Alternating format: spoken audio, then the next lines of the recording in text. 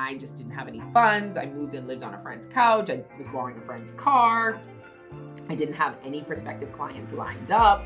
Welcome everybody to the Unconventional Path. This episode is about how my business had our first six-figure year. Woo! So I'm gonna talk about the things that I believe that God instructed me to do to make six figures for the first time in my business this year.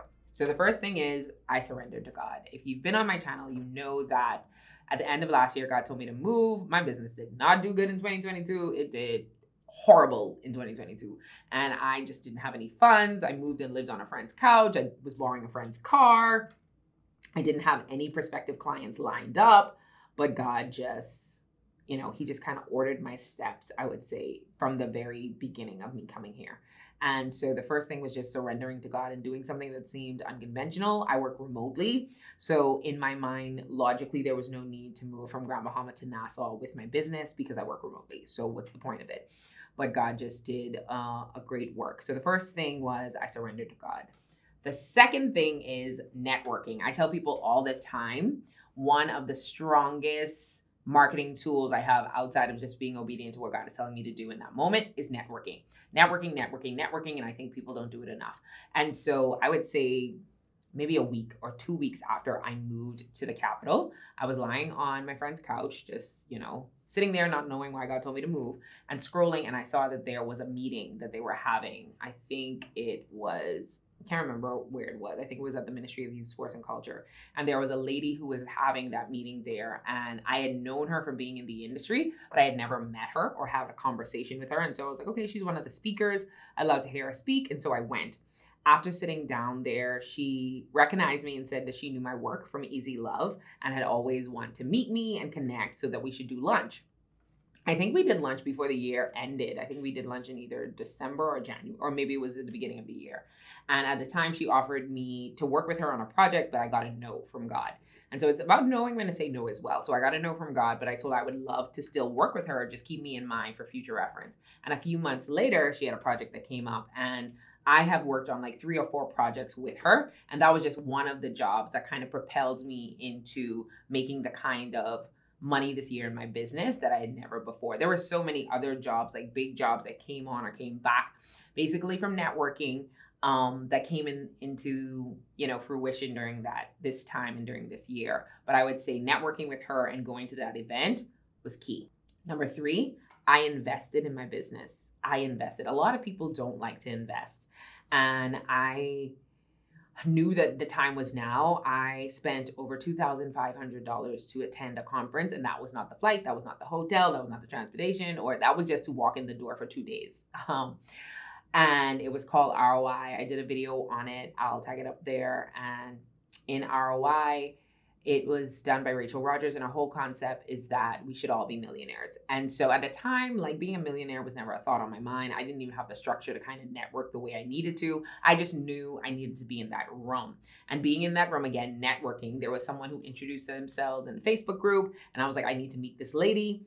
And it's so crazy. I met the lady during one of the sessions. She was just an attendee, but she introduced herself in the group, and I was just like, sounds like I need to meet her. I ended up doing 2 trips with her. I had an international speaking engagement in Switzerland because of my connection with her. I went to Aruba for free on a retreat, my first ever luxury retreat, because of meeting her. And it just totally, also that trip in Aruba kind of helped me to get really clear on what my offerings were going to be. So that investment of paying $2,500 just morphed into so many things. I also got international clients that have paid to do VIP days with me in 2024 because of this opportunity and this connection. So I would say invest in yourself. I would say the return on my investment, so much. I spent maybe a total of $3,500 in total for that whole trip, maybe $4,000, but like I said, this is the first time that my business ever made 6 figures. So did I see my ROI? I really did. So investing helps to open your mind, helps to give you confidence, and helps to change your mindset around business. So that would be number 3. Number 4, having a money mindset. Doing the numbers. I think that we don't do the numbers enough to say, if I do want a 6-figure year, what do I need to make monthly? What do I need to make weekly? What do I need to make daily? What product am I going to offer? And do I have the time to execute what I need to do in order to hit that target every month. And it may not even come as systematically like that. If you have a product-based business, it may. If you have a service-based business, it may or may not. But for me, we kind of got a lot of big contracts. But I would say because I had gone through investing and learning what I needed to do and learning the value of what I brought, I learned that I was undercharging for a lot of what I was offering. And when you realize that, then you're able to have that kind of mindset of how do I need to track my numbers in order to set me up for success. And I would definitely say that tracking your numbers and watching what's coming in and what's going out definitely helps with having the money mindset to kind of make the goals that you want in your business. Number 5, pricing. Learning how to price your value. Learning how to see what's in the market, see what you're offering, and what would that be worth to someone if that's what you're going to price. And I would say that was also something I learned from going to ROI and the people that I connected with. I think a lot of people kind of get stuck on what I should price something. Sometimes people price themselves out of the market. Sometimes they price themselves too low. And sometimes people underestimate doing something for free or doing something where it may not be your rate, but you're going to get more in knowledge. So the other day, I served as a production assistant on a commercial for MasterCard. And that was set up by the people who run the PGA Tour. So did I get paid a lot to be a production assistant? As a producer, do I even consider myself still someone who falls as a production assistant? No.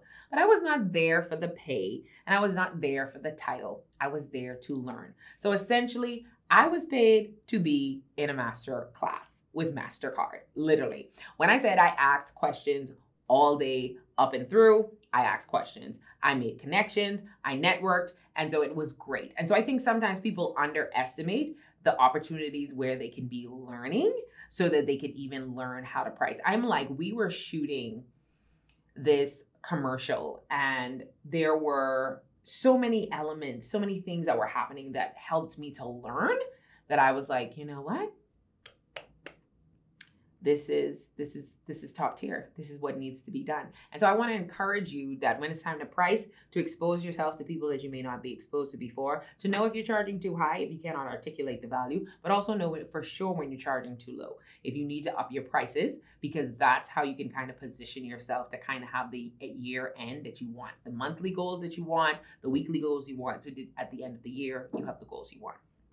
The number 6 is collaborations, outsourcing, and automations. Collaboration, outsourcing, and automations. I have a virtual assistant who does a lot of work that doesn't need brain work. So I do the brain work, I do high impact work, and then other work, I try to have it through an automation, whether it's scheduling a meeting or if it's graphics or anything that's administrative, I try to pass that on to the lady who's in my virtual assistant role. So I think that is something that we need to learn to do so we could start to offload that work and spend more time on high impact work. And number 7, the final thing that I did was increase visibility. I made sure that and the thing about it is I posted less on my Instagram business page this year than ever before. But ironically, it's my 6-figure year. So what I did was strategically every now and then posted a really good post on Facebook and allowed people to know what I was doing. I still had some posts here on my page, but I think sometimes we get caught up in vanity metrics of post, but we're not putting the posts out there that are helping people to know what I do, how you can work with me, and understanding my value. I think that quality is better than quantity.